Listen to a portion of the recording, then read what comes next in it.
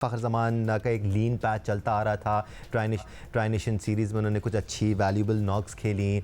मोहम्मद नवाज़ के इर्द गिर्द बहुत प्रेशर डेवलप था कि उनकी वापसी क्यों हुई है। सवाल हमने भी उठाए, लोगों ने भी बात की, but Nawaz not only delivered with the ball, he delivered with the bat as well. कुछ वैल्यूबल इनिंग्स उन्होंने, कैमियोज़ ही सही, लेकिन कुछ वैल्यूबल इनिंग्स ज़रूर खेली हैं। तो ये पॉजिटिव्स हैं पाकिस्तान टीम के। नहीं, नवाज़ ने बड़ा अच्छा परफॉर्म किया है, लग नहीं रहा था, क्योंकि हम सिर्फ पाकिस्तान की टीम को नहीं देख रहे, जो खेलते हुए आ रहे हैं। कराची किंग्स में ये प्लेटिनियम में थे लास्ट ईयर शायद थे, और इस साल वो इस्लामाबाद यूनाइटेड में सिल्वर में चले गए। तो कितना बड़ा डिक्लाइन आया उनके करियर में, और आता है, ऐसा नहीं है। लेकिन उनकी क्रिकेट एबिलिटी पे शक नहीं था।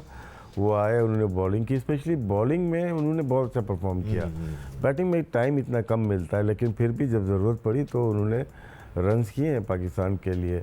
वो ये पॉजिटिव साइन ज़रूर है, लेकिन उन पर रिलाई नहीं कर सकते, क्योंकि उनका सैम्पल साइज़ छोटा नहीं है, बड़ा है। उनके जो बॉलिंग का एनालाइज करेंगे हम, वो छोटा मोटा नहीं है, बड़ा है। उसमें बहुत रेयर केसेस हुए हैं जिसमें उन्होंने T20 मैच जिताए हों। वनडे में उनके स्पेल लगे हैं, अच्छी बॉलिंग की है उन्होंने, स्पेशली इन ढाका जो लास्ट ओवर था बहुत पहले, उसमें मुल्तान में हम खेले थे 22 में शायद अगेंस्ट वेस्ट इंडीज़, या 23 में।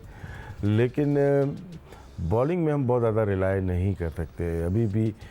उनकी जो बॉलिंग है, थोड़ा सा एज फैक्टर आ जाता है, एक्सपीरियंस आ गया उनका, लेकिन जब ज़रूरत पड़ती है तो शायद यहाँ पे इतनी अच्छी बॉलिंग नहीं कि हम ये मैं मान सकता हूँ। वेस्ट इंडीज़ के ख़िलाफ़ वेस्ट इंडीज़ में, बांग्लादेश के ख़िलाफ़ बांग्लादेश में बहुत ही अच्छी बॉलिंग की है। अगर इसको कैरी करते हैं तो ये अबरार के बाद दूसरे बेहतरीन बॉलर होंगे अगेंस्ट इंडिया ही में, मैं तो बोलूँगा, या एशिया कप में। तो इन पे हम फिर रिलाय बहुत ज़्यादा कर रहे हैं, लेकिन बहुत ज़्यादा रिलाय सिर्फ इन पे नहीं करना चाहिए, क्योंकि ये बहुत दफ़ा टीम से बाहर होके आए हैं। आपको लगता है कि अब मौजूदा सूरत हाल में टीम का जो मौजूदा ढांचा है, जो मौजूदा कॉम्बिनेशन है, उसमें इनकी जगह बनती है और एटलीस्ट एशिया कप में हम इनको टीम का हिस्सा देखें? प्लेइंग 11 में तो आते हैं। मैं तो सिर्फ ये कह रहा हूँ कि जो 4 ओवर पे सोचेंगे मैच जिता देंगे, हो सकता है जिता दें, ऐसा नहीं। प्लेयर तो जिताने के लिए खेलता होता है, लेकिन बहुत रिलाई नहीं कर सकते। इनके जब T20 ऐसा फॉर्मेट में जब आपको लगना शुरू होते हैं तो रुकना मुश्किल हो जाता है। इसलिए आपका बैकअप भी अच्छा होना चाहिए। साइम अयूब अच्छा बैकअप तैयार हो रहा है कि वो कर सकता है। फ़हीम अशरफ है इनके पास, लेकिन साथ में 2 फास्ट बॉलर जो हमारे हैं, उनको भी परफॉर्म करना पड़ेगा। ये यूनिट है पूरा जी। जिस तरह हम बैटिंग को लेके चलते हैं, यार ये 2 ओपनर है, मिडिल ऑर्डर है, हर कोई थोड़ा थोड़ा परफॉर्म करेगा तो हम 160 तक जा सकते हैं। इसी तरह बॉलिंग में भी है कि एक ने 4 ओवर में 20 रन दिए, एक ने 35 भी दे सकता है, एक 40 भी दे सकता है, अबरार आके 15 रन दे। तो यही एक पार्टनरशिप होती है, जो कि टीम वर्क होता है, जो लेके चल रहे होते हैं। सिर्फ इंडिविजुअल पे हम नहीं रह सकते। आप रन देने की बात करते राशिद भाई, तो मेरे दिमाग में एक ही नाम बहुत ज़ोर से चीखें मार रहा था, और वो हसन अली का नाम था। क्योंकि लेट्स फेस इट राशिद भाई, अब वो 12-13 की इकोनॉमी से रन दे रहे हैं। अगर वो किसी एक मैच में 3-4 विकेटें ले भी लेते हैं and he ends up giving away 55-60 runs, तो आपके लिए थोड़ी सी मुश्किल कंडीशन बन जाती है उसको चेज डाउन करना और इतने रन्स बनाना। जिस तरह से नवाज आए थे टीम में, लेकिन उन्होंने परफॉर्म किया एब्सोल्युटली, उसी तरह हसन भी आए टीम में, लेकिन हसन ज़्यादा परफॉर्म अच्छा करते हुए आए हैं। ये कराची किंग्स के लिए लास्ट सीजन अगर हम देखते हैं, उन्हीं ने ज़्यादातर मैचेस जिताए, उन्होंने अच्छी बॉलिंग की है, इसमें कोई डाउट नहीं है, और बॉलर अच्छे हैं। लेकिन इंटरनेशनल में क्या हो गया, मैं खुद हैरान, क्योंकि न्यू बॉल तो वो घुमाते हैं, चाहे वो बांग्लादेश में खेले या वेस्ट इंडीज, वो चीज़ नज़र नहीं आई। 1-2 ओवर करके वापस आते हैं तो और डाउन हो रहे हैं। उनका 13+ का इकॉनमी रेट है, जो कि उस जैसे बॉलर के को जेब नहीं देता। तो शायद हम जो रिलाई कर रहे थे कि हसन अली आएंगे, क्योंकि आए हसनैन के ऊपर, इससे अच्छा तो हमारे पास हसनैन थे जी। वो भी इतने रन खाते, कम खाते थे, लेकिन एक होप होती थी कि सर पे मार देंगे या बोल्ड कर देंगे। लेकिन आपकी ये बात समझ में आई राशिद भाई कि ऑप्शन था आपके पास वसीम जूनियर की सूरत में।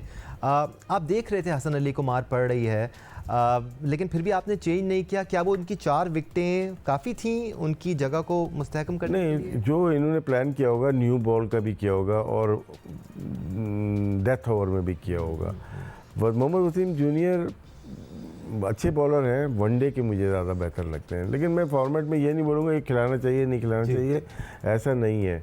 वो बैट के नीचे बहुत ज़्यादा बॉल देते हैं, जो उनका मिस फायर होता है, जो यॉर्कर होती है स्विंगिंग एक्शन में। तो सर क्या 13 रन पर ओवर दे देगा जो कि हसन दे रहा है? हाँ, ट्राई कर सकते हैं, जिस तरह से आपने मौके दिए हैं दूसरों को। जी। मोहम्मद वसीम को तो हम लास्ट ईयर भी सेंट्रल कॉन्ट्रैक्ट में थे, उनको नहीं खिलाया, शायद इंजरी थी, इस दफ़ा भी अब सेंट्रल कॉन्ट्रैक्ट के बाद कोई मैच नहीं खेले। क्योंकि यही बात है ना अब राशिद भाई, एक तो हमारे जो फैंस हैं अब वो सोशल मीडिया की वजह से फैन से बोलेंगे, उनसे बोले बोर्ड से 17 बनाएंगे तो उनका नाम आएगा टीम में, 15 बनाएंगे ना तो शायद 2 प्लेयर का नाम। मैं मोहम्मद हारिस की तरफ आ रहा था, बिकॉज ये भी एक पॉइंट ऑफ व्यू सामने आ रहा था कि मोहम्मद हारिस नहीं तो फिर कौन, तो कौन ऑप्शन है आपके पास? वही बात कि जिस तरह हसन अली 13 रन दे रहे हैं, मोहम्मद वसीम जूनियर भी 13 रन दे देगा भाई। जिस तरह 10 इनिंग्स में 40 रन हारिस ने बनाए हैं, उसी तरह हसीबुल्ला भी बना लेगा, रोहिल नज़ीर भी बना लेगा। इसमें क्या है?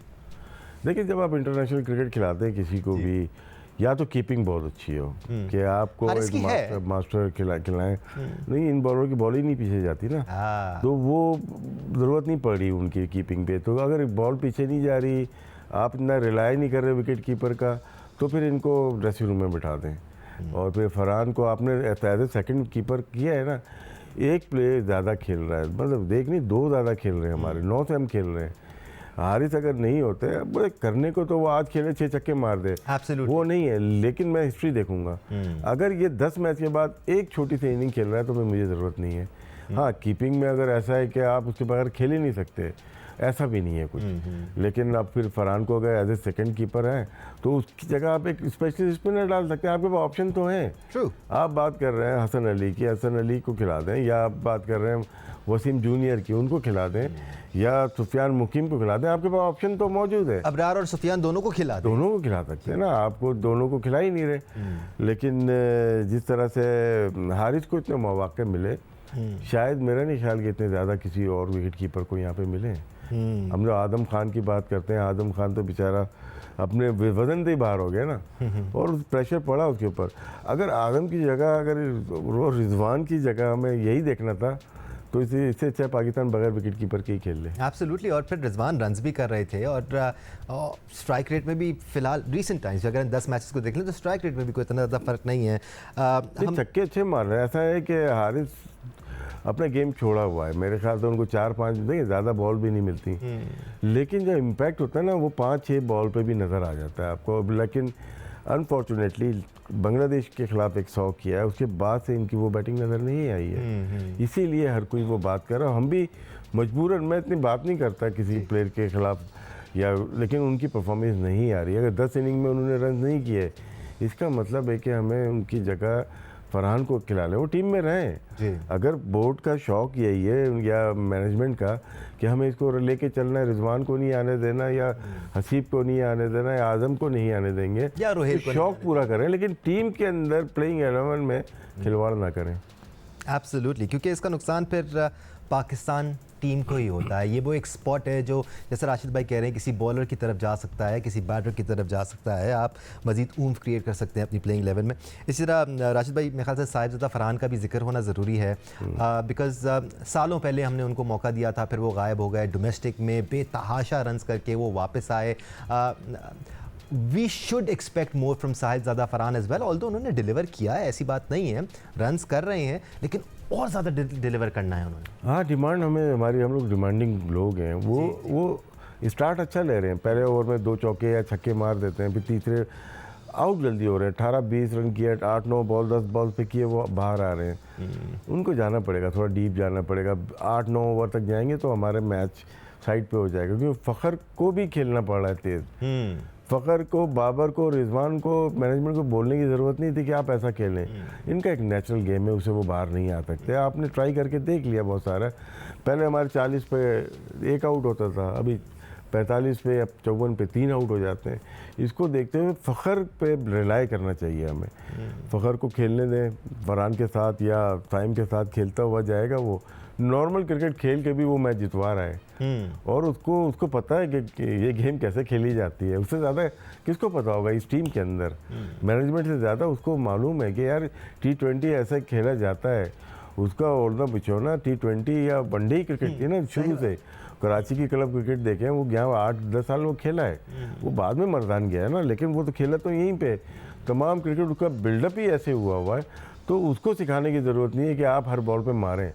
वो पिछला मैच अगर वो हर बॉल पे मारता आउट हो जाता तो ख़त्म हो गया था मैच। वो अपने एक्सपीरियंस से मैच को निकाल के ले गया। फरहान की बात, फरहान थोड़ा सा अपने ऊपर भी एतमाद कर, सिर्फ मारना नहीं है जी वो मैच बनाना है। हमें 20 रन नहीं चाहिए एक ओवर में, हमें 10-10 करके 60-65 ही चाहिए। लेकिन आपको इसमें कभी आउट भी हो जाते हैं, लेकिन ज़्यादातर आप आउट हो रहे हैं, इसलिए आपको लेके जाना पड़ेगा, कभी ना आउट हो और फिर वर्ल्ड में अपना नाम करें। ऐसा होगा कि अगर 20-25 करते रहेंगे तो आप लोग भूल जाएंगे 6 महीने बाद, लेकिन आप करेंगे 60-70 हर दूसरी तीसरी इनिंग के बाद, फिर बोलेंगे यार ये है परफॉर्मेंस। हम एकदम मिलाते थे सही दनवर आमिर हर तीसरे मैच में रन करते थे, वो हर तीसरे मैच में रन करते थे। और सबसे ज़्यादा अच्छी बात उनकी ये थी कि सिर्फ पहले खेलते वक्त नहीं करते थे, चेस करते हुए करते थे। जब 260-70 रन लगे हुए होते तो चेस करते हुए जिम्मेदाराना इनिंग खेलते थे और अपनी टीम का स्कोर 190-200 तक पहुंचाते थे ताकि फिर नीचे आने वाले उनको चेस डाउन करें। ये एक और बहुत बड़ा प्रॉब्लम नज़र आ रहा है राशिद भाई के पहले खेलते हुए तो फिर भी रन स्कोर हो जाते हैं, लेकिन जब आप चेस कर रहे होते हैं तो बाकायदा नर्व्स। ये कैसे आपके दिमाग में ये सवाल आया कैसे, ये मुझे बताएं पहले। मुझे ये इस तरह आया सर, क्योंकि हम बात कर रहे थे साहिबजादा फरहान की लंबी इनिंग्स खेलने की, तो उनकी जो लंबी इनिंग्स है वो हमें पहले खेलते हुए तो नज़र आ जाएंगी, लेकिन चेस करते हुए नज़र नहीं आती। हसन नवाज के लिए मेरा परसेप्शन थोड़ा सा इवॉल्व और चेंज इसलिए भी हुआ बिकॉज चेस करते हुए उन्होंने कुछ वैल्यूबल इनिंग्स खेली हैं और नॉट आउट रहे हैं और मैच जिताया है। That for me is a big yes for a player. हाँ, फिटनेस लेवल बहुत लो है हमारे प्लेयर्स का। हमारी जो लेग्स है ना बहुत वीक है। अगर 20 ओवर फील्डिंग करते हैं उसके बाद थोड़ा सा मुश्किल ज़रूर होता है, और चेज़ करना जो जिसका डिफेंस अच्छा नहीं है ना और एक तरफ खेलने वाले प्लेयर कभी भी चेज़ नहीं करते, क्योंकि अगर आपको 8 रन चाहिए, एक ओवर में 8 रन चाहिए और आप 6 रन बना रहे हैं एक साइड पे, इस साइड वाले इधर साइड वाले भी ले जा रहे हैं, आप इधर 2 रन छोड़ रहे हैं, आप 2 रन छोड़ेंगे या 4 रन छोड़ेंगे एक ओवर में, तो वो फिर रिक्वायर्ड रन रेट बढ़ता चला जाएगा। अगर आपके पास लाइक ऑस्ट्रेलियन और इंडियन प्लेयर हैं जो दोनों साइड्स पे खेलते हैं चेजिंग में, अगर यहाँ पे आप 4 बना रहे हैं, यहाँ पे आप 6 बना रहे हैं, 4 और 6 बना रहे हैं, 8 रिक्वायर्ड, तो रिक्वायर्ड रन रेट नीचे आता चला जाएगा।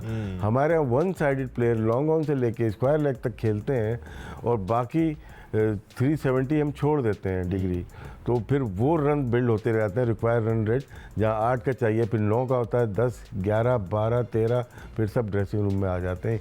इसकी वजह से चेज में प्रॉब्लम होती है। हमें प्लेयर्स सिर्फ छक्के मत सिखाओ इनको गेम में खेलना सिखाएं कि गैप में कैसे 2 रन बनाए जाते हैं, चौके गैप में पॉइंट पे, एक्स्ट्रा कवर पे या लॉन्ग ऑफ पे कैसे मारे जाते हैं। ये अब यूएई के देखें, वसीम को देखें या अली शान को देखें, वो तो मिड विकेट पे आते ही नहीं मारते। नवाज आया, उन्होंने रूम दिया अपना, जाके एक्स्ट्रा कवर छक्का मार दिया। हम क्यों ही शॉट मारते हैं, हम मिड विकेट पे क्यों जाते हैं? तो यही वजह है कि वो उनको इतना एक्सपीरियंस नहीं है, एक्सपोजर नहीं है।